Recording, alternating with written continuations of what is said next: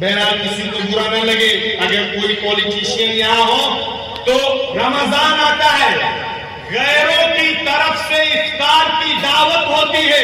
مسلمان ایسا ٹوٹ پڑتا ہے اس کے اوپر، ایسا لگتا ہے کہ اس سے زیادہ بھوکا اور اس سے زیادہ کھانے والا کوئی آدمی نہیں ہے۔ آپ کو تحقیق کرنا چاہیے، چاہے وہ آپ کی پارٹی کا لیڈر ہو، چاہے کسی اور پارٹی کا لیڈر ہو، یا کوئی اور مالدار انسان ہو، یا کوئی اور عہدیدار انسان ہو، آپ کی یہ پہلی ذمہ داری تھی کہ آپ تحقیق کریں کہ اس کا مال پاکیزہ ہے، اس کا مال اچھا ہے، اس کا مال حرام کا ہے یا حلال کا ہے، اور اس کے بعد پھر آپ اپنا روزہ افطار کریں۔ ورنہ فرمایا گیا حدیث کے اندر بہت سارے لوگ ایسے ہوتے ہیں جن کو روزے میں صرف اور صرف بھوکا رہنے کے سوا کچھ نہیں،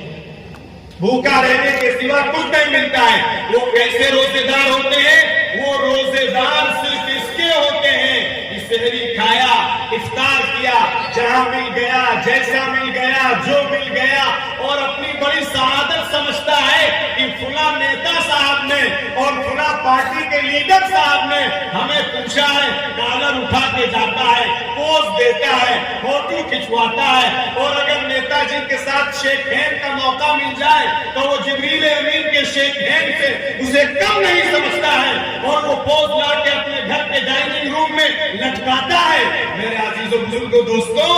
آپ کو خدا نے آپ کو وہ